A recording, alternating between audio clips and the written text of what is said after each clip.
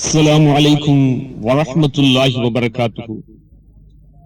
سبحانك لا علم لنا إلا ما علمتنا إنك أنت العليم الحكيم. إن أريد إلا الإصلاح ما استطعت وما توفيقي إلا بالله عليه توكلت وإليه أنيب.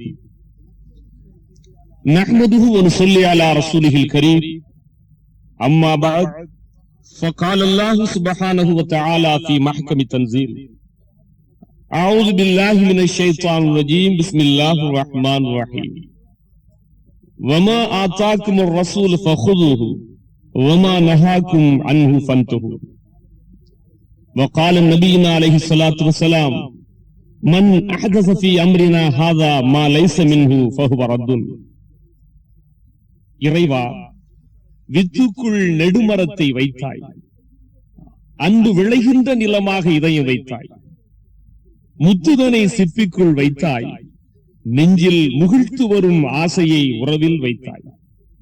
இத்துணையும் படைத்திட்ட இறைவா, எங்கள் இனிய தலைவா, தனித்தவனே, தன்னிகரற்றவனே, தனக்கோமை இல்லாதவனே, உனக்கே புகழனைத்தும் குறித்தார். முல்லையும் காட்டில் வீசும் மோகன தென்றலை போல் நல்லியல் மனம் பரப்பிய நபிகள் பெருமானார் ஸல்லல்லாஹு அலைஹி வஸல்லம் அவர்கள் மீது உனது சாந்தியும் நல்வாழ்த்தும் சதா காலமும் நிலவட்டும்.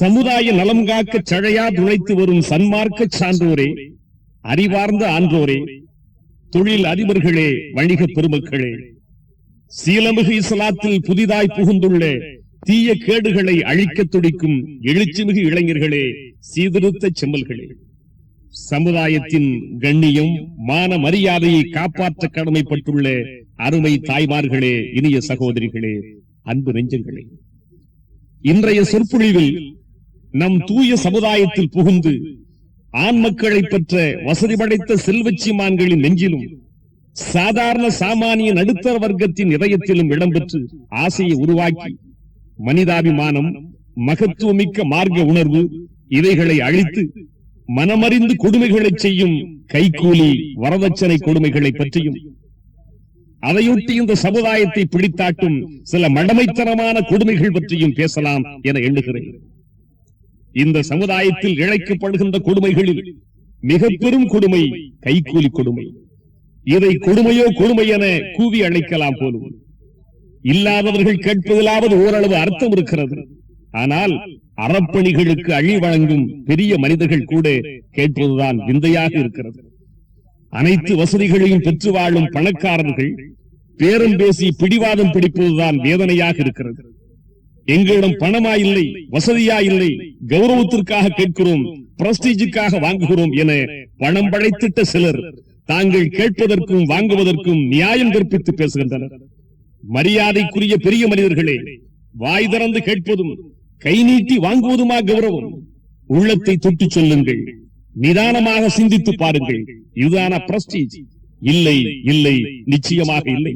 இது கேவலம், இழிவு, கொடுமை, அறியாமை என உங்கள் உள்மனம் சொல்லும், மனசாட்சி பேசும். பணம், வசதி என்பதெல்லாம் உங்கள் உழைப்பில் அல்லாஹ் உங்களுக்கு தர வேண்டும், தந்திருக்கிறார். பலருக்கு நீங்கள் கொடுக்கிறீர்கள். இதுதான் கௌரவம், இதுதான் சிறப்பு. இதுவே உங்களுக்கு ஊரிலும் மக்களிடத்திலும் கண்ணியத்தை பெற்று தரும், மரியாதையை தேடித்தரும். இவரல்லவா மனிதர்? மேலான தெருவில் பிறந்திருந்தும் தன் மகனுக்கு எந்த பணமும் வாங்காமல் வறண்ட மரபுகளை மாய்த்து ஷரியத்தின் அடிப்படையில் மகர் கொடுத்து மனம் முடித்திருக்கிறாரே. யா அல்லாஹ், இவர் போன்ற நல்ல மனிதர்களை உருவாக்கி நலமும் வளமும் இவர்களுக்கு சேர்த்தருள் என நல்லவர்கள் துஆ செய்ய மாட்டார்களா? எண்ணி பாருங்கள். பையன் படித்துக் கொண்டிருக்கும் போதே, 10-15 வயதில் இருக்கும் போதே பெண் பேசி விடுகிறீர்கள், ரேட்டும் நிர்ணயம் செய்கிறீர்கள், அட்வான்ஸ் வாங்கிக் கொள்கிறீர்கள். அல்லாஹ்வை நம்பிய பெருமக்களே, ஹயாத்து மௌத்தும் நம் கையிலாயிருக்கிறது. மனிதன் மனக்கோட்டை கட்டுகிறான், மரணம் அனைத்தையும் நொறுக்கி தவிடுபொடியாக்கி விடுகிறது. இதை உணர வேண்டாமா? இதயம் உள்ளவர்களே, இவ்வுலகிலேயே நிரந்தரமாக நாம் இருந்துவிடப் போகிறோமா? மறுமையை நம்பியவர்கள் அல்லவா நாம்?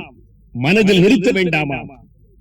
ஆமாம், 5 லட்சம் 10 லட்சம் என கேட்கிறீர்கள், அனைத்தையும் அப்படியே இப்போதே கொடுத்து விடுங்கள் என விடாப்பிடியாக நிற்கிறீர்களே. இது எந்த வகையில் நியாயம்?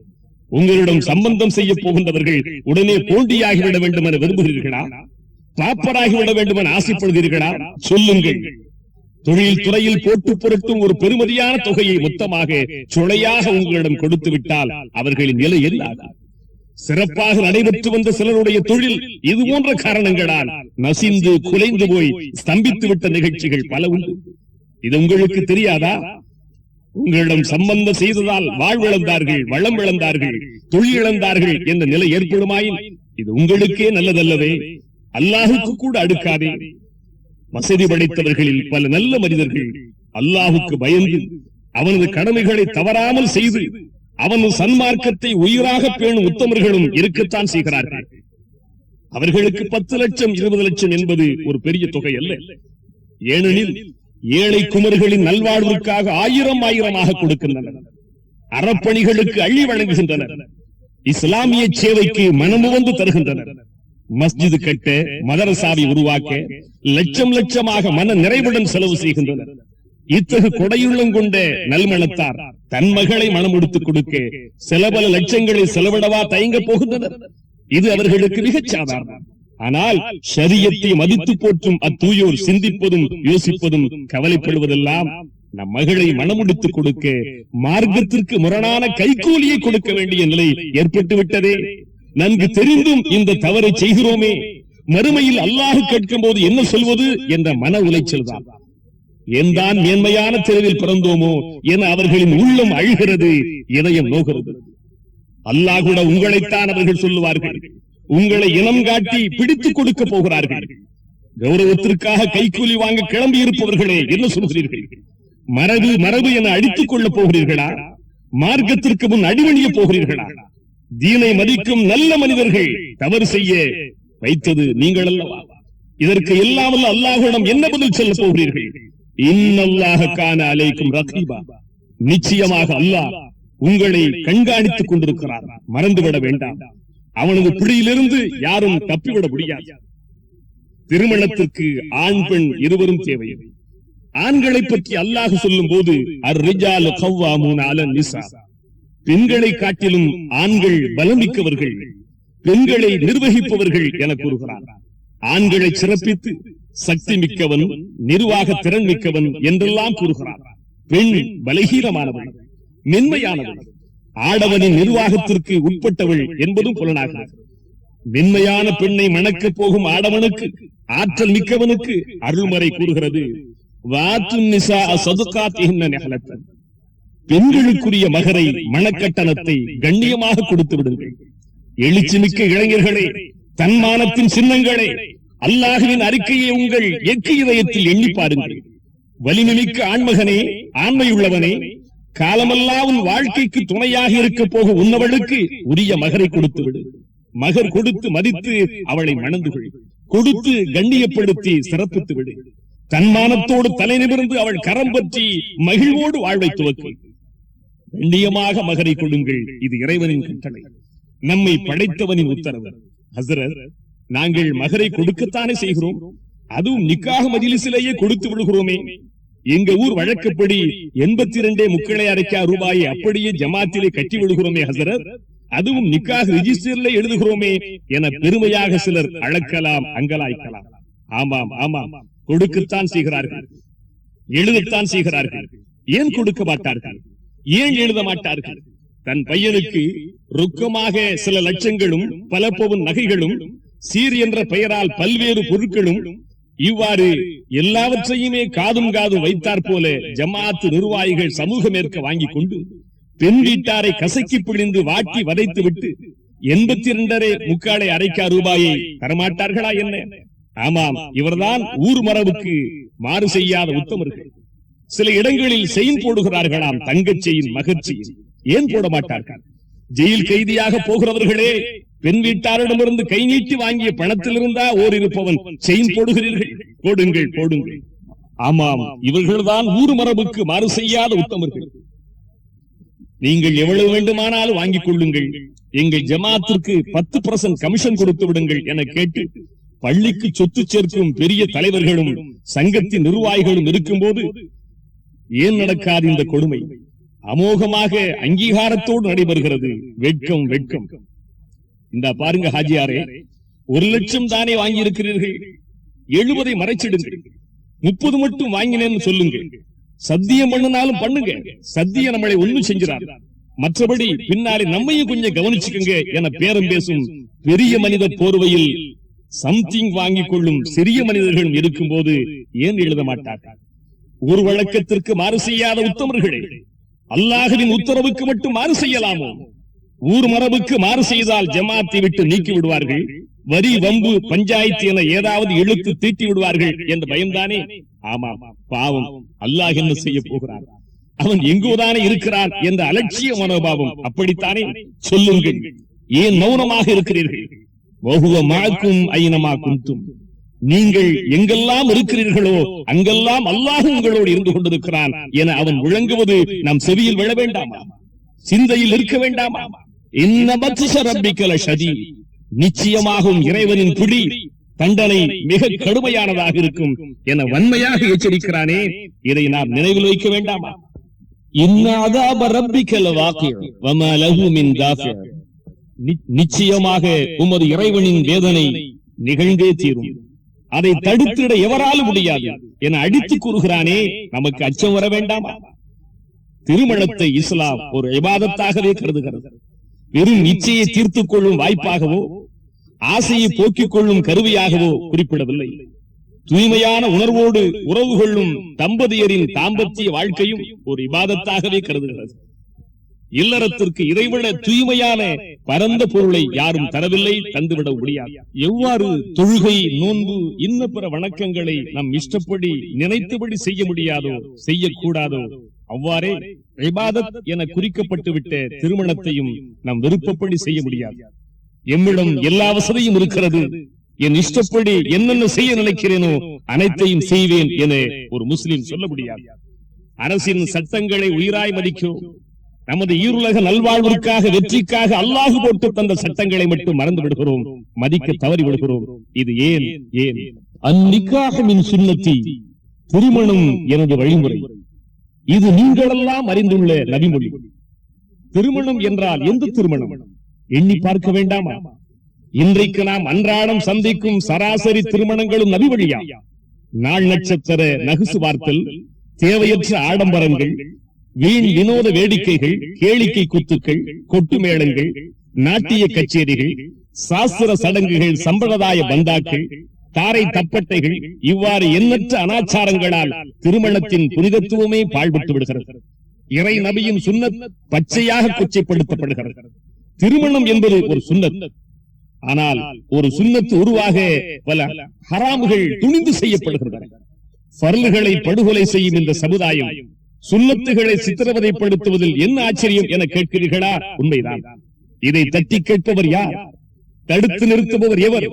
சமுதாய நல்ல மனிதர்கள் திணறுகிறார்கள், பலரது ஈமானிய இதயங்கள் அழுகின்றன. இவைகளால் திருமணத்தின் அடிப்படை லட்சிய நோக்கமே அழிக்கப்படுகிறது. பெயருக்கும் புகழுக்கும் பெருமைக்குமாக செய்யப்படும் இத்திருமணங்களால் அல்லாஹ்வின் அருள் கிடைக்காமல் போய்விடுகிறது. வாழப்போகும் மணமக்களுக்கு அல்லாஹ்வின் அருள், அண்ணல் நபியின் நல்லாசி, சான்றோர்களின் துஆ, நல்வாழ்த்துக்கள் அவசியமில்லையா? வாழ்க்கையில் வற்றாத வளமும் நனிசிறக்கும் நலமும் குறையாத மகிழ்ச்சியும் குன்றா சிறப்பும் பொங்கி பூரித்திடல் வேண்டுமல்லவா? இவைகளுக்கு அல்லாஹ்வின் திருப்தி பொருத்தும் வேண்டாமா? திருமணங்களை நடாத்தும் பலர் இது பற்றி சிறிதளவும் சிந்திப்பதில்லையே. ஏன்? வீண் பெருமையும் போலி பந்தாவும் பெருவாழ்வை பெற்று தந்து விடுமா? இவைகளெல்லாம் எத்தனை நாட்களுக்கு? யாரையோ திருப்திப்படுத்துவதற்கு ஆசைப்படுகின்றவர்களே, உங்களது அழைப்பினை ஏற்று கண்ணியமாக திருமணத்திற்கு வரும் நல்லவர்கள், சான்றோர்களின் உள்ளம் உண்படாதா? இறையருள் மிக்கதாக இல்லறம் அமைந்திட இறை தூதர் சொன்னார்கள், திட்டமாக இறையருள் பெற்ற மகத்துவமிக்க திருமணம் என்பது சிக்கனமாக செலவுகள் செய்து அடக்கமாக செய்யப்படும் திருமணங்கள் தான். அகிலத்தின் அருட்கொடை, அவனியோருக்கு அழகிய முன்மாதிரி. அல்லாஹ்வின் திருநபி இவ்வாறு சொன்னதோடு மட்டுமல்ல, தம் வாழ்வில் தம் இனிய மகளார் இதயத்தின் கனி ஃபாத்திமா ரலியல்லாஹு தஆலா அன்ஹா அவர்களின் திருமணத்தையும் எளிய முறையிலே செய்தும் காட்டியிருக்கிறார்கள். அவர்களை விட உயர்ந்தோர் உலகில் யார் இருக்க முடியும்? அவர்களிடம் செல்வம் இருந்திருக்காது, பணம் இருந்திருக்காது என எண்ணுகிறீர்களா? சுப்ஹானல்லாஹ். அவர்கள் விரும்பி இருந்தால் தங்கமும் வெள்ளியும் பொற்குவியல்களும் அவர்களின் பாதங்களின் கீழ் கொட்டப்பட்டிருக்கும். மறந்து விடாதீர்கள். வசதி படைத்தவர்களே, உங்களுக்கு அல்லாஹ் அனைத்து வாய்ப்பையும் தந்திருக்கிறார்.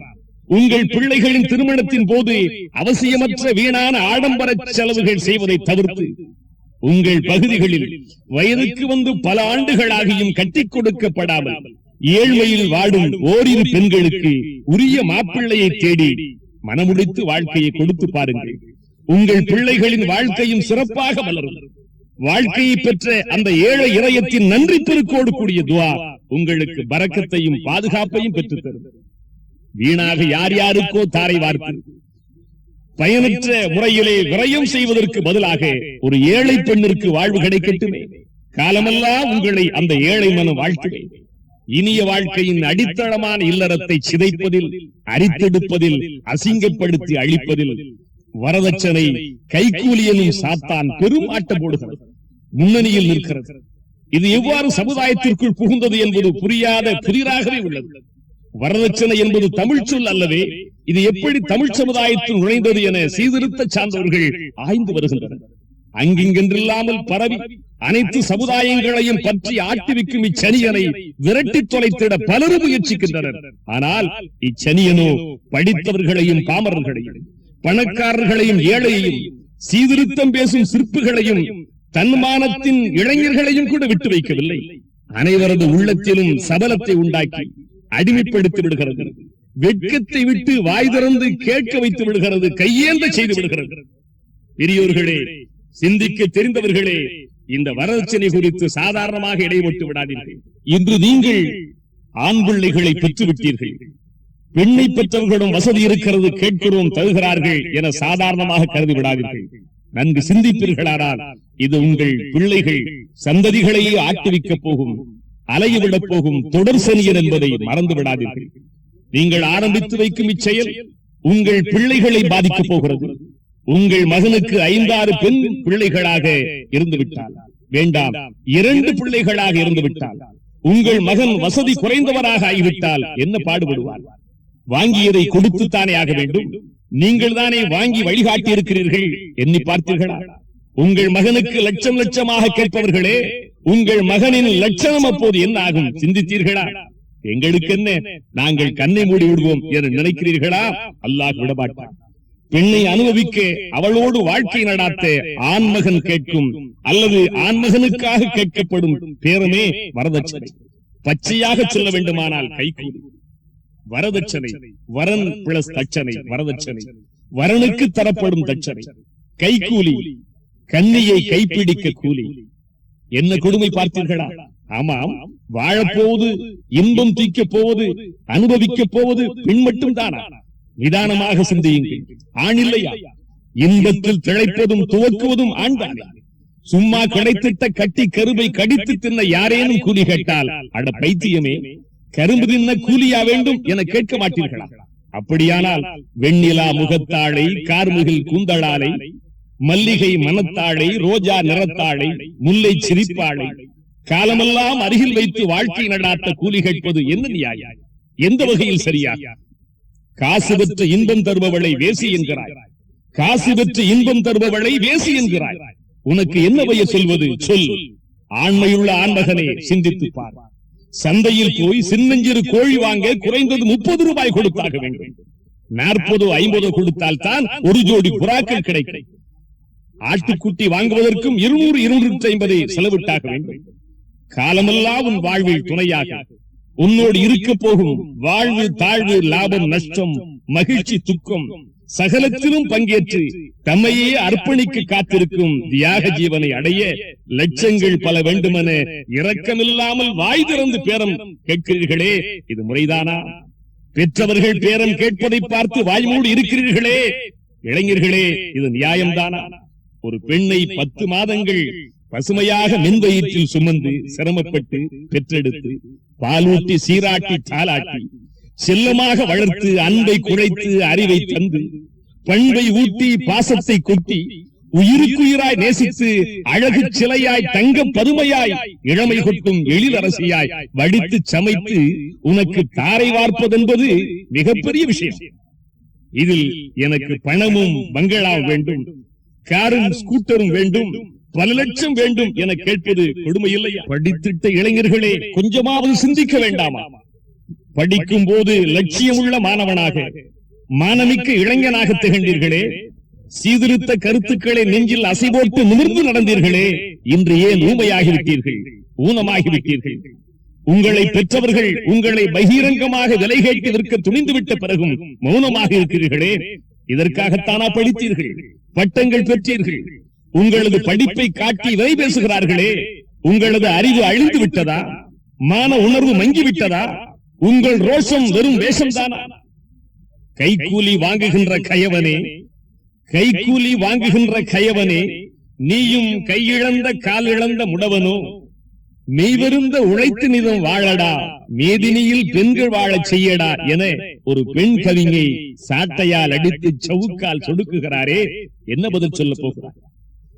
கைக்கூலியை அனுமதிக்கும் இளைஞனே, நீ காலமெல்லாம் மானமிக்க நண்பர்களுக்கு முன் தலைகுனிந்து நிற்கப் போகிறாய், அவமானப்பட்டு அழப்போகிறாய். வேண்டாம் நண்பனே, வேண்டாம். பெண் வீட்டாரிடம் உன்னை விற்க உடன்படாது. பணத்திற்காக என்னை விலை பேசி விடாதீர்கள். அப்படி பேசுவீர்களானால் திருமணமே எனக்கு வேண்டாம் என பிடிவாதமாக இருந்து பேராசை பிடித்த இரக்கமற்ற பெற்றோருக்கு உணர்த்துங்கள், பாடம் புகட்டுங்கள். பெற்றவர்களே, பெரியவர்களே, பெற்ற மகனை விற்றுத்தானா பங்களா கட்டப் போகிறீர்கள், பணப்பையை நிறைக்கப் போகிறீர்கள்? உங்கள் மகளுக்கு எது வேண்டுமானாலும் கொடுங்கள், அது உங்கள் விருப்பம் என சொல்லும் பரந்த மனப்பான்மை உங்களுக்கு வரக்கூடாதா? யதார்த்தமான எண்ணம் பிறக்கக்கூடாதா? பெண்ணை கட்டி கொடுக்க முன்வருபவர்கள் வெறுமனை விட்டு விடுவார்களா? சும்மாவா அனுப்ப போகிறார்கள்? ஏன் வாய் திறந்து பேரம் பேசி தீனின் நெஞ்சத்தை புண்படுத்துகிறீர்கள்?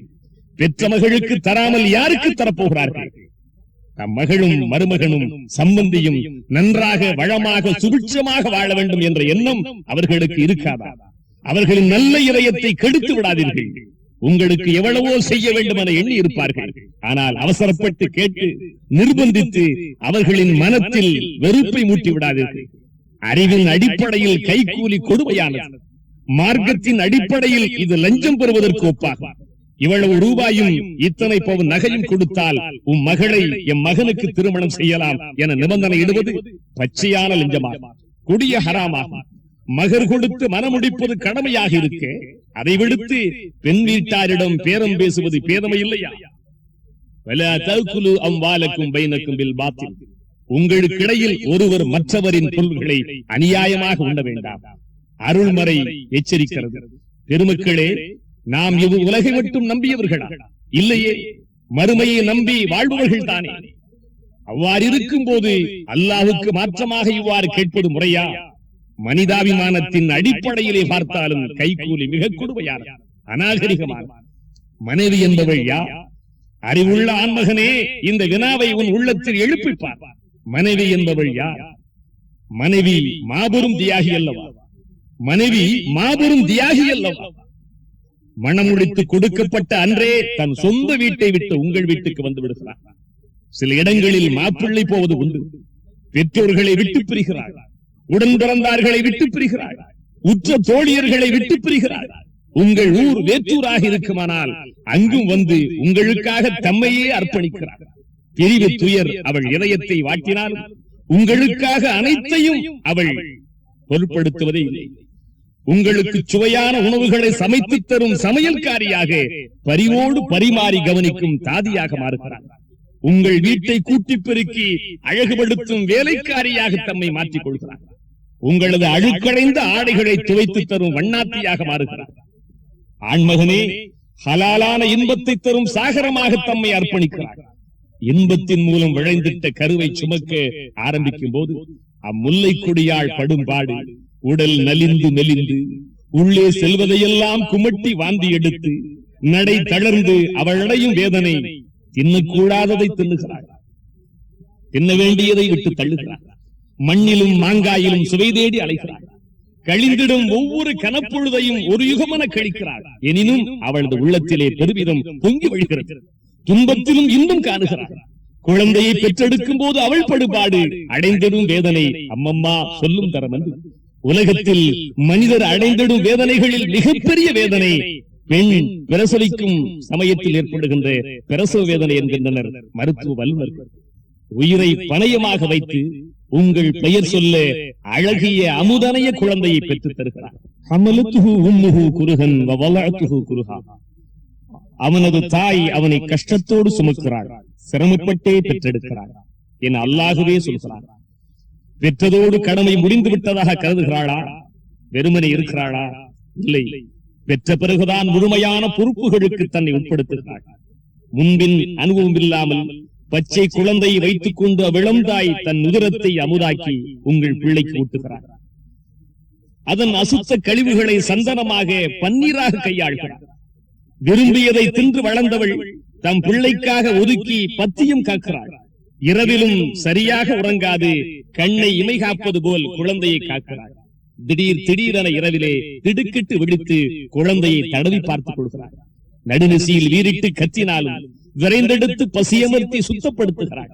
சில வேளைகளில் குழந்தையின் தகப்பனோ சீ சனியன் ஏன் இப்படி கத்துகிறது, உறக்கத்தை கெடுத்து விட்டதே என எரிச்சல் அடைவார். ஆனால் அத்தாயுள்ளமோ அனைத்தையும் மன நிறைவோடு தாங்கிக் கொள்கிறது. இதயமுள்ள இளைஞனை எண்ணிப்பார். இத்தகு தியாக திருவிளக்கை, இருண்ட வீட்டின் குடும்ப விளக்கை பணம் கொடுத்தால் தான் ஏற்றுக்கொள்வேன் என பேசுவது பண்பாகுமா? நீதியாகுமா? மனிதாபிமானமாகுமா? கைக்கூலி கொடுமையினால் கண்ணியமாக உழைத்து அடக்கமாக வாழ்ந்த பல நல்ல குடும்பத்தினர் சமுதாய வீதியில் கையேந்தி பிச்சை கேட்கும் இழிநிலைக்கு வந்துள்ளனர். பருவமடைந்து 10-15 ஆண்டுகளாகியும் கட்டிக் கொடுக்கப்படாமல் கரையை தொடாத அலைகளாய் பல இளம்பெண்கள் கிழவிகளாகவே கரைந்து போகின்றனர். உரிய நேரத்தில் மணமுடித்துக் கொடுக்கப்படாமல் ஆண்டுகள் பல உருண்டோடி விட்டதால் பருவ ஆசைக்கு பலியாகி நம் சமுதாய கன்னியரில் சிலர் வேலி தாண்டிய வெள்ளாடுகளாய் மாற்றாருடன் ஓடிப்போன நிகழ்ச்சிகள் பல உண்டு. தத்துவம் பேசிடும் வித்தகர்களே, சமுதாய பெரியவர்களே, மானமும் ரோஷமும் உள்ள இளைஞர்களே, வயதுக்கு வந்து பல ஆண்டுகளாய் நாங்கள் பொறுத்திருந்தோம், எங்களுக்கு வாழ்வை அமைத்து தருவீர்கள், வாழ்வழிக்க முன்வருவீர்கள் என்று எங்கள் நினைவெல்லாம் பொய்த்து விட்டது. இனி உங்களை நம்பி பயனில்லை, நாங்களே வாழ்வமைத்துக் கொள்கிறோம் என சூளுரைத்து தடம் புரண்ட இளமங்கையரும் உண்டு. வயதத்தை தம்முடன் படித்த அடுத்த வீட்டு தோழி மணமுடித்து மக்கள் பல பெற்று மகிழ்ச்சியா இருக்கும் போது தம் வாழ்க்கை தாமரை இலை தண்ணீராய் வீணே உருண்டோடுகிறதே என வெறுப்புற்று வாழ்க்கையே மாய்த்துக் கொண்ட வனிதையரும் பலரும். இஸ்லாத்தில் மட்டும் தற்கொலை செய்வது ஆகும் என்றிருப்பின், இஸ்லாத்தில் மட்டும் தற்கொலை செய்வது ஆகும் என்றிருப்பின் வறண்டு கிடக்கும் பல கிணறுகள் குமர்களாலேயே தூர்ந்து போயிருக்கும் என ஒரு கவிஞர் அழுகிறார். கைக்கூலி எனும் கொடிய அரக்கன் பெண்ணினத்தையே சாகடிக்கிறது, சமுதாயத்தின் கண்ணியத்தையே அழித்துக் கொண்டிருக்கிறது. கைக்கூலி எங்கிருந்து உருவாகிறது, வேர்விடுகிறது என பார்க்கும் போது அது பெண்களிடமிருந்துதான் துளிர்க்கிறது என்பதுதான் கசப்பான உண்மையாகும். இளைஞனே எண்ணிப்பார், மறுமை நாளன்று யா அல்லாஹ், இவ்வளவு பெரிய தொகையை நாங்கள் கைக்கூலியாக பேரம் பேசி பெற்றது எங்களின் மகனுக்காகத்தான், அவன்தான் காரணம் என உன்னுடைய பெற்றோர்கள் உன்மீதே குற்றம் சுமத்துவார்களே, அப்போது நீ என்ன பதில் சொல்ல போகிறாய்? இறைவனின் தண்டனையை, வேதனையை கண் முன்னே பார்த்து அதன் கடுமை பொறுக்க மாட்டாமல் அவர்கள் தப்பிக்க துடிப்பார்களே, என்ன செய்ய போகிறாய்? அறிவுள்ளவனே, அல்லாஹுக்கு பயந்து உனது பெற்றோர்களுக்கு அதை மிக நன்றாகவே உணர்த்திவிடு. அங்குள்ள அமளி துமளிகளை கண்டு பெற்ற தாய் பிள்ளையை பற்றி கவலைப்படாமல் ஓடுவாள். சகோதரன் சகோதரனை பற்றி கவலைப்பட மாட்டான். நண்பன் நண்பனை பற்றி கவலைப்பட மாட்டான். அவரவர்கள் தம்மை பற்றியே நினைப்பர், கவலைப்படுவர். பெற்றோர்களுக்கு கட்டுப்படுவது என்பதெல்லாம் அவர்கள் அல்லாஹ் ரசூலின் வாக்குகளுக்கு உட்பட்ட முறையில் சொன்னால்தான். இஸ்லாமிய பெருநெறிகளுக்கு முரண்படுமாயின் அவர்களது பேச்சை கேட்க வேண்டும் என்ற அவசியம் இல்லை. நபி இப்ராஹிம் அலைஹிஸ்ஸலாம் அவர்கள் கூட தந்தை ஆசரின் சொல்லுக்கு மாறுபட்டே வாழ்ந்திருக்கிறார்கள் என்ற வரலாற்று உண்மையை நீ அறிய மாட்டாயா? ஆகவே என் அன்பு இளைஞனே, உண்மையை உன்னுடைய பெற்றோர்களுக்கு தவறாமல் மறவாமல் சொல்லிவிடு. பெரும்பாலும் பல வீடுகளில் கைக்கூலி வாங்கும் விஷயத்தில் கடுமையாக கராராக நடந்து கொள்பவர்கள் பெண்கள் தான். இவ்விஷயத்தில் கணவனை கூட அலட்சியப்படுத்தி விடுவார்கள். இந்தாங்க உங்க வாயை பொத்துங்க, உங்களுக்கு ஒண்ணும் தெரியாது, எல்லாம் நான் பேசிக்கிறேன் என பிடிவாதமாக பேசிடும் தாய்மார்கள் உண்டு. ஆண்களில் சிலர் பெண்ணினத்தை வாழ வைக்க வேண்டும், அவர்களை வதைத்திடும் சீதன கொடுமைகளை நீக்க கூட்டம் போடுகிறார்கள், மாநாடு கூட்டுகிறார்கள், மன்றங்கள் அமைக்கிறார்கள், கைக்கூலி கைவிட்டோர் கழகம் போன்ற அமைப்புகளை உருவாக்கி செயல்படுகிறார்கள், துண்டு பிரசுரங்களை வெளியிடுகிறார்கள், இதழ்களை விநியோகம் செய்கிறார்கள், பெண்களின் நல்வாழ்விற்காக குரல் கொடுக்கிறார்கள். ஆனால் பெண்ணினும் தன்னினத்தையே வதைக்கிறதே, தாய்க்குலம் தன் குலத்தையே மாய்க்கிறதே. மாமியாரினும் ஸ்தானத்தில் வரப்போகும் சில பெண்கள், நாத்தனார் ஸ்தானத்திற்கு வந்துவிட்ட சில நங்கையர் ஆங்காங்கு என்னென்ன ஆட்டம் ஆடுகிறார்கள் தெரியுமா? அவர்கள் பேசும் பேச்சும் போடும் கூத்தும் வரப்போகும் பெண் வீட்டாரை படுத்தும் பாடும் போடும் நிபந்தனைகளும் சொல்லில் முடியாதவை. சமுதாயத்திற்குள் சிறு நுழைந்து பாருங்கள். பெண்ணும் பெரும் நகரங்கள் முதல் சின்னஞ்சிறு சிற்றூர்கள் வரை சில நாட்கள் சென்று பாருங்கள். உங்கள் விழிகளையும் செவிகளையும் கொடுத்து பாருங்கள், அதிர்ச்சி அடைவீர்கள். அடே அப்பா, மென்மைக்கு பெயர் போன பெண்களா இவர்கள்? இவர்கள்தானா இரக்கத்தின் இருப்பிடங்கள்? பெண் என்றால் பேயும் இறங்கும் என்பார்களே, அவர்களா இவர்கள்? இல்லை, பேயின் மறுவடிவங்களா என எண்ணுமா போல சில பெண்களின் அடாதுடித்தனங்கள் அளவுக்கு மீறி நடைபெற்றுக் கொண்டிருக்கின்றன. தாய்க்குலத்தில் நல்ல பண்பாடும் இறையச்சமும் மார்க்கப்பற்றும் நிரம்பிய பலர் இருக்கவே செய்கின்றனர். சிலரது செயல்தான் அல்லாஹுக்கே கோபத்தை ஏற்படுத்துகிறது. திருமணம் என்றாலே தித்திக்கும் உறவுக்கு சொல்லுவார்கள். ஆனால் அந்த நிலை போய் பெண்ணை பெற்றவர்களின் உள்ளத்தில் கவலையும் கலக்கமும் அதிர்ச்சியும் அல்லவா சொல்கிறது. தமக்கு மகள் பிறந்தது பற்றி மகிழ்ந்து அள்ளி எடுத்து கொஞ்சம் மகிழ்ந்து மழலை மொழியில் நனைந்து அது தத்தி தத்தி நடக்கும் தங்கத்தாமரை பேரலைகள் மகிழ்ச்சி கடலில் மிதக்கும் மனம் சொக்கி போன பல பெற்றோர்கள் அது வளர வளர நெஞ்சில் நெருப்பை விதைக்க ஆரம்பித்து விடுகின்றனர். கவலையும் துயரமும் அவர்களை பற்றுகிறது. தகுதியான மாப்பிள்ளை தேடும் படலம் துவங்குகிறது. பெண்ணை கரை சேர்ப்பதற்கான காரியங்களை செய்கின்றனர். 4-5 பெண்கள் ஆகிவிட்டால் அவர்கள் படும் துயரத்தை சொல்லவே வேண்டாம். எதிர்காலமே இருண்டு விட்டது போல, சூனியத்தில் மாட்டி சிக்கி திணறுவது போல தவிக்கின்றனர். இதயமுள்ளோரே, மகிழ்ச்சி கடலில் மிதந்திட்ட குடும்பங்களை துயரக்கடலில் ஆழ்த்தியது யார்? எது? எண்ணி பாருங்கள். பெருமைக்குரிய பெண்ணினர், மங்கையர் தலை பாத்திமாவின் வழிவந்தவர்களே, அறிவின் பேரூற்று ஆயிஷாவின் மரபினர்களே, தியாகச் சுடர் சுமையாவின் வழித்தோன்றல்களே, உங்களை கெஞ்சி கேட்கிறோம். வரதட்சணை, கைக்கூலி, சீதனம், சீர் சீராட்டி என்னும் வார்த்தைகளுக்கு முற்றுப்புள்ளி வையுங்கள். சீ, இதுவும் ஒரு தனமா என சீதனத்தை ஒதுக்கி தள்ளுங்கள். பிறரிடம் வாய் திறந்து கேட்டு வஞ்சித்து வாங்குவதில் பரக்கத்து இருக்குமா? அவர்கள் மனம் நொந்து வெந்துதான் தருவார்கள். பிறரிடம் தம் மனக்குறைகளை வெளிப்படுத்தும் போது உங்களை இரக்கமற்றவர்களாக, வன்னஞ்சர்களாக, மனசாட்சி அற்றவர்களாகவே சொல்லுவார்கள். இதுதான் பாதிக்கப்பட்ட ஒவ்வொருவரின் மனோநிலை. இப்படி கையேந்தி பணம் வாங்கி தின்றுவிட்டு குறை சொல்லும் புளிச்சேப்பக்காரர்கள் உண்டு செல்ல ஊர் விருந்து போட வேண்டுமா? ஆடம்பர பந்தல் வேண்டுமா?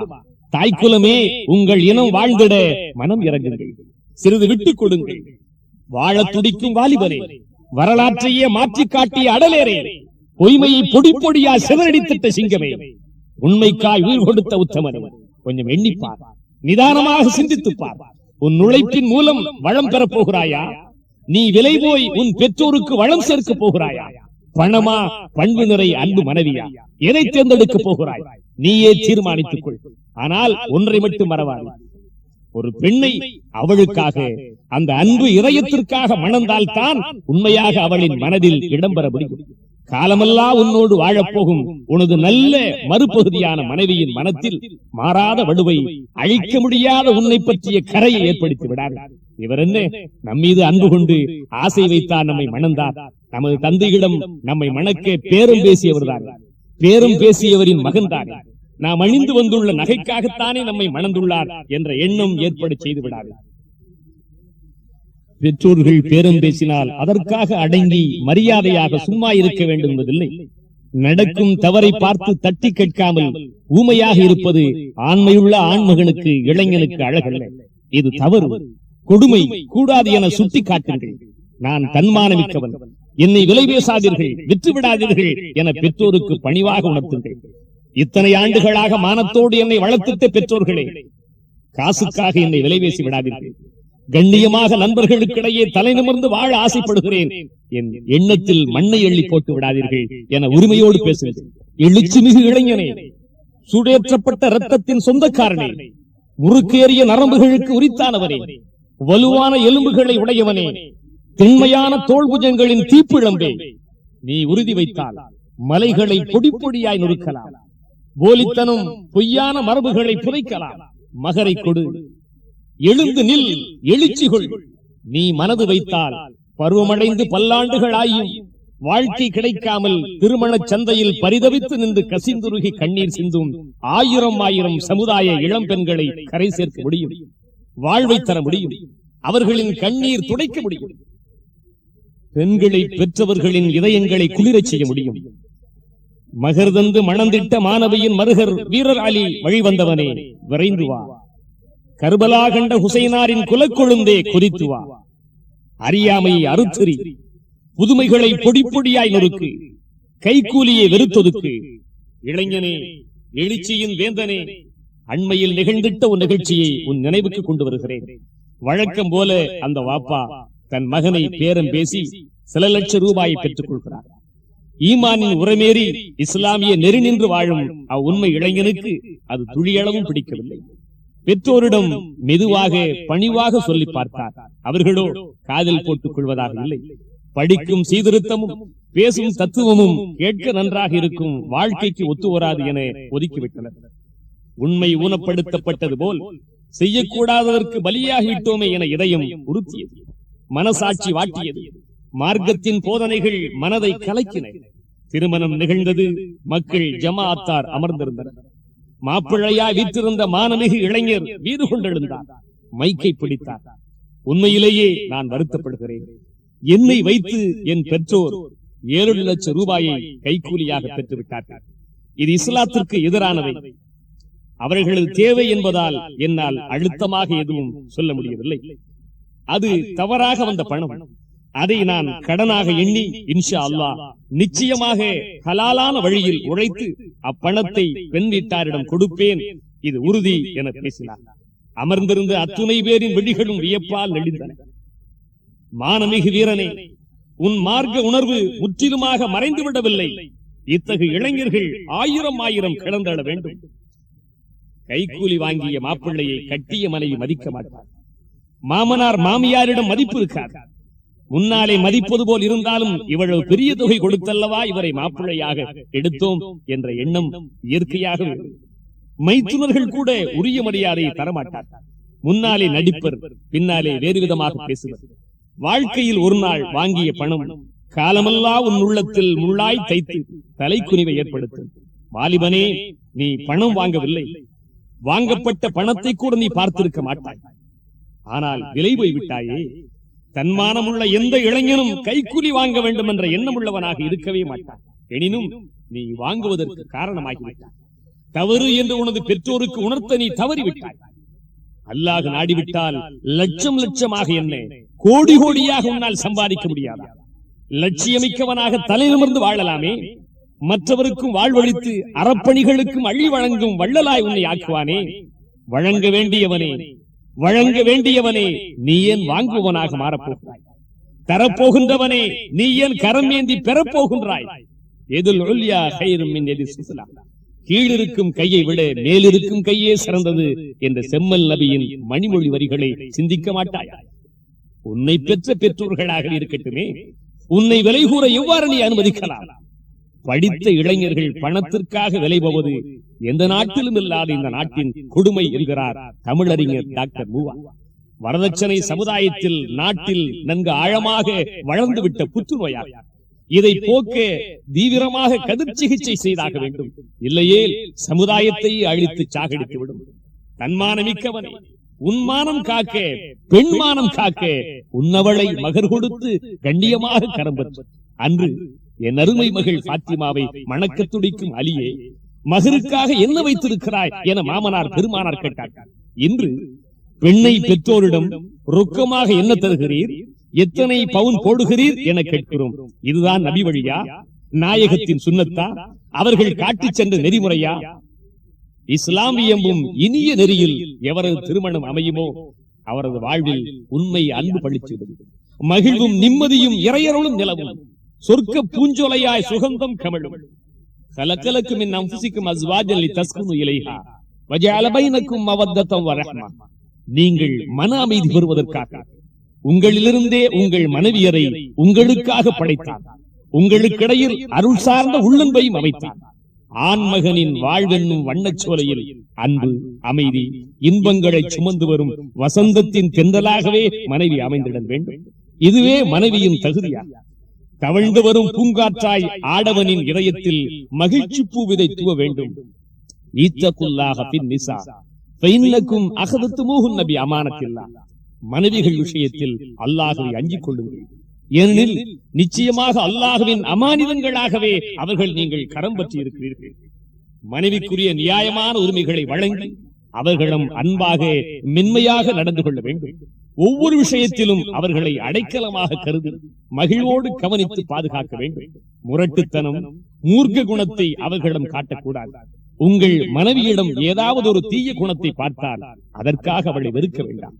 உற்று நோக்கினால் சில நல்ல குணங்களும் இருக்க காண்பீர்கள் என நபிகள் பெருமானார் ஸல்லல்லாஹு அலைஹி வஸல்லம் அவர்கள் இயம்பியிருக்கிறார்கள். ஆடவனே, ஆண்மகனே, அல்லாஹ்வை முழுமையாக நம்பி மனைவி மக்களுக்கு செய்ய வேண்டிய கடமைகளை சிறப்பாக செய். இஸ்லாத்தின் அடிப்படை கோட்பாடு அல்லாஹ்வை முழுமையாக வாழ்க்கையின் எல்லா நிலைகளிலும் நம்ப வேண்டும் என்பதுதான். இந்த நம்பிக்கையற்றவர்கள் இஸ்லாத்தில் இருக்க முடியாது. வல்யதவக்கல் அலல் ஹய்யில் லதீ லா யமூத். மரணமே இல்லாத நித்திய ஜீவனாகிய அல்லாஹ்வின் மீது முழுமையான நம்பிக்கை வையுங்கள் என குர்ஆன் கூறுகிறது. இந்த ஈமானிய நம்பிக்கை இருந்ததால் தான் அன்றைய முஸ்லிம்கள் வாழ்வின் எல்லா துறைகளிலும் வெற்றி பெற்றார்கள். பெண்ணே, உன் கடமை என்ன என்பதை உத்தம திருநபி ஸல்லல்லாஹு அலைஹி வஸல்லம் அவர்கள் உணர்த்துகிறார்கள். லவ் குன்து ஆமிர அஹதன் ஐ யஸ்ஜுத லி அஹதின் லஅமர்துல் மர்அத அன் தஸ்ஜுத லி ஜௌஜிஹா. ஒருவர் இன்னொருவருக்கு சஜீதா செய்வது ஆகுமென நான் ஏவியிருப்பேனேயானால் மனைவியை கணவனுக்கு சஜீதா செய்யும்படி ஏவியிருப்பேன் என்கிறார்கள் பெருமானார். இஸ்லாத்தில் அல்லாஹ்வை தவிர வேறு யாருக்கும் சஜீதா செய்வது கூடாது. அவ்வாறு அனுமதி இருக்குமாயின் மனைவியை கணவனுக்கு சிரம் சாய்க்க ஏவி இருப்பேன் என்கிறார்கள் என்றால் மனைவி கணவனுக்கு எந்த அளவுக்கு கட்டுப்பட்டு பணிவோடு பணிவிடை செய்ய வேண்டும் என்பதை தெரிந்து கொள்ளுங்கள். கணவனை மதித்து அடங்கி நடிப்பதில் தான் பெண்ணிற்கு சிறப்பே இருக்கிறது. முதலில் ஒரு பெண் தன் கணவனை மதிக்க தெரிந்திருக்க வேண்டும். அப்போதுதான் மற்றவர்கள் உங்களை மதிப்பார்கள். பெற்றோர்கள், உடன் பிறந்தார்கள், மற்றோர் எல்லோரையும் விட கணவனுக்கு முதலிடம் கொடுத்தாக வேண்டும். ஏனெனில் கணவன் என்றாலே கண் பிளஸ் அவன் கணவன் என்றுதான் பொருள். பெண்ணுக்கு கண்ணாக இருப்பது கணவன் தான். கணவன் இருந்தால்தான் அழகிய ஆடை ஆபரணங்கள் அணிந்திட இவ்வுலகம் அங்கீகரிக்கும். கணவனின் தகுதியை ஒவ்வொரு பெண்ணும் உணர்ந்திட வேண்டும். ஐவேளை தொழுகையை தொழுது கடமையான நோன்பு ஜக்காத்தையும் செய்து கணவனுக்கு முற்றிலுமாக கட்டுப்பட்டு வாழும் பெண் சொர்க்கத்தின் எந்த வாசல்கள் வழியாக வேண்டுமானால் நுழைந்திட உரிமை பெற்றவள் என்கிறார்கள் பெருமானார் ஸல்லல்லாஹு அலைஹி வஸல்லம் அவர்கள். இறைவனுக்கு செய்ய வேண்டிய கடமைகளோடு தன் கணவனுக்கு வழிபட்டு நடந்தாக வேண்டும். தேவையற்ற முறையில் கணவனை வெறுத்து கோபித்து ஒதுங்கி இருக்கும் பெண்ணை அல்லாஹ்வே வெறுக்கிறார். மலக்குகள் சபிக்கின்றார்கள். அவளது தொழுகை இபாதத் எதையும் அல்லாஹ் ஏற்றுக்கொள்வதில்லை. மனைவியரில் சிறந்தவர் யார் என்றால் நீ அவளை பார்த்தால் உன்னை புன்னகையால் மகிழ்விப்பாள். ஏதாவது செய்யும்படி அவினால் உடனே செய்து முடிப்பாள். நீ வெளியில் சென்று விட்டால் தன்னையும் உன் பொருளையும் பாதுகாப்பாள். இவளே சிறந்த மனைவி என செம்மல் நபி செப்பினார். தாய்க்குலமே, இத்தகைய இனிய இயல்புகள் உங்களில் வெளிப்பட முயற்சியுங்கள். சில பெண்கள் தன் கணவனை அலட்சியப்படுத்துகின்றனர். அவர்கள் சொல்வதை ஒரு பொருட்டாகவே எடுத்துக் கொள்வதில்லை. ஆரம்பத்தில் அன்பை கொட்டும் பலர் வயதாகி உழைக்க முடியாமல் போய்விட்டால் பெரும்பாடுபடுத்தி துரத்தாத குறையாக துரத்துகின்றனர். அப்பாவி, வாயில்லா பூச்சி, பாவப்பட்ட ஜென்மம் என்றெல்லாம் பட்ட பெயர்களை கணவனுக்கு சுட்டுகிறார்கள். பெண்களே, பெருமானார் சொல்வதை கேளுங்கள். உரீத்து நார் ஃபைதன் அக்ஸரஹும் நிஸா. நரகம் எனக்கு காட்டப்பட்டது, அதில் அதிகமாக பெண்களே இருக்க கண்டேன் என சொல்லிவிட்டு அதற்கான காரணங்களை உணர்த்தினார்கள். கணவனுக்கு நன்றி கெட்டவர்களாக மாறுகிறார்கள். காலமெல்லாம் உழைத்து அனுபவித்த பிறகு இயலாமல் போன காலத்தில் ஆமாம் இவ்வளவு காலமா உங்களிடமிருந்து என்னத்தை கண்டேன் என துணிந்து நன்றி மறந்து பேசிவிடுகிறார்கள். மற்றொன்று, எடுத்ததற்கெல்லாம் பிள்ளைகளை சபிக்கிறார்கள் என்றார். கணவனை எதிர்த்து பேசுவது குடும்ப பெண்ணிற்கு அழகல்ல. எந்த பெண் கணவனை நாவினால் ஏசுகிறாளோ அவளை அல்லாஹ் லானத்து செய்கிறார். கணவனிடம் அடக்கம், மரியாதை, பணிவாக இருந்து விட வேண்டும். எந்த வீட்டில் கணவனின் சப்தத்தை விட மனைவியின் சப்தம் உரத்து கேட்கின்றதோ அங்கே மகிழ்ச்சியின் கதவுகள் அடைக்கப்படுகின்றன என சிந்தனையாளர் இமாம் சாதி வைர வரிகளால் வரைந்து காட்டுகிறார்கள். மார்க்கத்திற்கு முரண்பாடாக இல்லாதிருக்கும் வரை கணவனின் உத்தரவுக்கு கட்டுப்படுவது மனைவியின் கடமையாகும். எத்தகு முரட்டுத்தனமான கொடுமைக்கார கணவனாக இருந்தால் கூட உங்களது அன்பு, அடக்கம், இனிய கவனிப்பு, உண்மை உபசரிப்பு, சமயோசித புத்தியால் அவர்களை நல்லவர்களாக மாற்றலாம். அவசரப்படாமல் நிதானமாக நடந்து கடமையாற்றுங்கள். அவர் கோபமாக படபடவென பேசி பொறிந்து தள்ளினால் எதிர்த்து பேசி பிரச்சனையை பெரிதுபடுத்த விடாதீர்கள். வீடு நரகமாகிவிடும், வாழ்க்கை பயனற்றதாகிவிடும். குளிர்ந்த பார்வையால், மென்மையான புன்னகையால் அனைத்தையும் சமாளியுங்கள். அல்லாஹ் உங்களுக்கு அத்தகு வடிவமைப்பை தந்திருக்கிறார். என்ன செய்வது? பேரும் பேசியவர்கள்தான், அது இது என குறை சொன்னவர்கள்தான் என்றாலும் மாமனார் மாமியாரிடம் பாசத்தோடும் பணிவோடும் மரியாதையோடும் நடந்து கொள்ளுங்கள். என்ன இருந்தாலும் மாப்பிள்ளையை தந்தவர்கள் அல்லவா? உங்களது பணிவால், மென்மையான பேச்சால் மாமியாரின் மனதில் கூட நீங்கள் இடம் பெற்றிட முடியும். நாத்தனார்களின் நச்சரிப்பில் அவர்களின் கவடத்திலிருந்து விடுபட அவர்களிடம் நளினமாக தோழி போல் பழகுங்கள். இவர்களை சரி செய்து விட்டால், இவர்களை கவர்ந்து விட்டால் உங்களுக்கு தொல்லையே இல்லை. வாழ்க்கை மகிழ்ச்சி பூம்பொழில்தான். இல்லறத்தில் வெற்றி என்பது ஒரு ஆண் சிறந்த கணவனாக வாழ்ந்து காட்டுவதில் தான் இருக்கிறது. ஒரு பெண் சிறந்த பொறுப்புள்ள மனைவியாக வாழ்ந்து காட்டுவதில் தான் இருக்கிறது. எனவே பொறுப்புள்ள மனைவியாக திகழ்ந்து புத்திசாலித்தனமாக இருந்து கிடைத்திருக்கும் வாழ்க்கை பேற்றை பெற்றுக் கொள்ளுங்கள். ஆண்களை விட பெண்களுக்கு அதிகமான பல கடமைகள் உள்ளன. குடும்பத்தை கவனிப்பதோடு குழந்தைகளையும் சிறப்பாக வளர்த்திட வேண்டும். குழந்தைகளை வளர்க்கும் விஷயத்தில் மிக கவனம் வேண்டும். பிள்ளைகள் உங்கள் பெயர் சொல்ல போகிறவர்கள், உங்களின் மரியாதையை காப்பாற்ற வேண்டியவர்கள். அடிப்படையான இஸ்லாமிய மரபில் அவர்களை வளர்க்க வேண்டும்.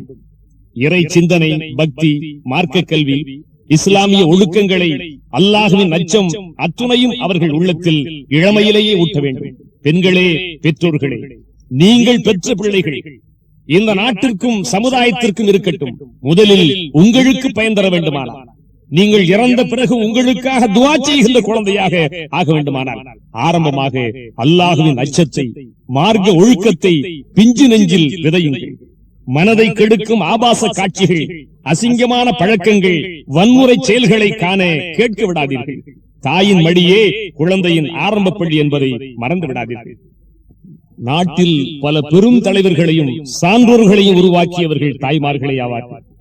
கெட்ட நண்பர்கள், தீய சகவாசங்களில் உங்கள் பிள்ளை ஈடுபடாமல் பார்த்துக் கொள்ளுங்கள். எப்போதும் பிள்ளையை பற்றிய கவனம் உங்கள் மனத்தில் இருக்கட்டும். என்ன செய்கிறான், எங்கே போகிறான் என்பதையும் கண்காணியுங்கள். தவறும் போது அன்பாக, அறிவாக சொல்லி திருத்துங்கள். தாயே, உனது வளர்ப்பில் தான் எதிர்கால சமுதாயத்தின் தலைவிதியே அமைந்துள்ளது. விளையாட்டிற்கு கூட போய் பேசாதீர்கள். பிறரை ஏளனமாக எள்ளி நகையாடுவது, புறம் பேசுவது, கோள் சொல்வது, குறை காண்பது போன்ற பண்பற்ற பழக்கங்கள் இடம்பெற்று விடாமல் கவனமாக பார்த்துக் கொள்ளுங்கள். உலகில் ஜீவனுள்ள சமுதாயம் நம் இஸ்லாமிய சமுதாயமாகும். சமுதாயம் என்பது யாரோ சிலர் அல்ல. சமுதாயத்தின் அங்கங்கள் 4: பெரியவர்கள், பெண்கள், இளைஞர்கள், இளம் தளிர்கள். இந்நான்கு சாராரும் தத்தம் கடமைகள், பொறுப்புகளை உணர்ந்து செயல்படுவது ஜீவனுள்ள சமுதாயத்தின் அடிப்படை கடமையாகும். இன்று நம் நிலை என்ன? எண்ணி பார்க்கவே இதயம் விரும்புகிறதே. விழிகள் அழுகின்றனவே. அல்லாஹ்வை மறந்தோம், அனைத்தையும் இழந்தோம். தீனை மதிக்கவில்லை, உலகில் நமக்கு மதிப்பில்லை. சண்டை சச்சரவுகள், போட்டி பொறாமைகள், கலகம், குழப்பங்களால் இஸ்லாமிய உலகில் இருள் சூழ்ந்து கொந்தளிக்க துவங்கிவிட்டது. ஆட்டையும் மோதவிட்டு அதில் வழியும் ரத்தத்தை குடிக்க தயாராகிவிட்ட ஓநாய்களின் கபட நாடகத்திற்கு துணை போய் கண்ணியம் இழந்தோம். இஸ்லாமிய போதனைகளை மறந்து மனம் போனபடி வாழ்ந்ததன் விளைவு இன்றைக்கு முஸ்லிம்கள் அனுபவித்துக் கொண்டிருக்கிறார்கள். இன்றைக்கு பல முஸ்லிம்கள் அல்லாஹ் என்று ஒருவன் இருப்பதாகவே, மறுமை என்று ஒன்று இருப்பதாகவே நினைக்கவே இல்லை. இவர்களின் நம்பிக்கை, நாட்டம், கோரிக்கை, நியத்தி எல்லாம் மண்ணறைகளிலும் மக்பராக்களிலுமே இருக்கிறது. அவுலியாக்கள் என்பவர்கள் இறைநேச செல்வர்கள், அல்லாஹ்வின் அன்பர்கள். தம் வாழ்வில் கனநேரமேனும் அல்லாஹ்வை மறக்காமல் அவனது கட்டளைகளுக்கு அணுவளவும் பிசகாமல் வாழ்ந்திட்ட பெருமக்கள். ஆனால் இன்று இவர்களின் அடக்கத்தலங்கள் முஸ்லிம்களில் சிலரால் என்ன பாடுபடுத்தப்பட்டுள்ளது என்பதை பார்த்தீர்களா? தர்காக்கள் என்ற பெயரை வைத்துக் கொண்டு இஸ்லாத்திற்கு எதிராக இறை நேசர்களின் எண்ணத்திற்கு மாறாக என்னவெல்லாம் செய்து கொண்டிருக்கிறார்கள் பார்த்தீர்களா? அறிவுள்ளவர்களே, அல்லாஹுவை நம்பியவர்களே, அவசரப்படாமல் கொஞ்ச நேரம் சிந்தித்து பாருங்கள். 1 மணி நேரம் ஒரு தர்காவில் நின்று அமைதியாக அங்கு நடைபெறும் நிகழ்வுகளை பாருங்கள். ஏகத்துவத்தை இதயத்தில் பதித்து அல்லாஹுவை நம்பி எந்த முஸ்லிமாலும் ஜீரணிக்க முடியாது, சகித்துக் கொள்ள முடியாது. ஏதோ மாற்றார்களின் ஆலயங்களில் நடைபெறும் அத்துணை பூஜைகளும் அங்கு நடப்பதை காணலாம். கபருக்கு சஜிதா செய்யும் பலரை உங்கள் கண்ணால் பார்க்கலாம். தர்காவை தவாவு சுற்றும் பலரையும் காணலாம். தலைவாசல் படியை முத்தமிடுவது, அதை தொட்டு கண்ணில் ஒத்தி பக்தி பரவசத்தை வெளிப்படுத்துவது, பிறந்த குழந்தையை தர்பாரில் உருட்டுவது, முடி காணிக்கை, இன்னும் என்னென்னவோ. அல்லாஹு அக்பர். அல்லாஹ்வை ஏற்ற முஸ்லிம்கள் தான் இவர்கள். லா இலாஹ இல்லல்லாஹ் முஹம்மதுர் ரசூலுல்லாஹ் வணங்குவதற்கும் வழிபடுவதற்கும் வேண்டுவதற்கும் கோரிக்கை விடுப்பதற்கும் அல்லாஹ்வை தவிர வேறு யாரும் இல்லை, எதுவும் இல்லை என சொன்ன முஸ்லிம்கள் தான் இவர்கள். இய்யாக நஅபுது வ இய்யாக நஸ்தஈன். உன்னையே வணங்குகிறோம், உன்னிடமே உதவி தேடுகிறோம் என ஒவ்வொரு தொழுகையிலும் உடன்படிக்கை செய்து கொண்டவர்கள் தானா இவர்கள் என கேட்பீர்கள். தர்காக்கள் நடக்கும் பிதுஅத்துகள், அனாச்சாரங்களை மானமுள்ள ஈமானிய உரமேறிய எந்த முஸ்லிமாலும் சகித்துக் கொண்டிருக்க முடியாது. ஏன் இது அல்லாஹுக்கே பொறுக்காது. அடங்கி இருக்கும் அவுலியாக்கள் கூட ஏற்க மாட்டார்கள். அவர்கள் சபித்துக் கொண்டே இருக்கிறார்கள். உண்மைதானே? கூடு கொடியேற்றம் என்ற பெயரால் சில இடங்களில் நடைபெறும் ஷரியத்தை சாகடிக்கும் கொடுமைகளை என்னென்று சொல்வது?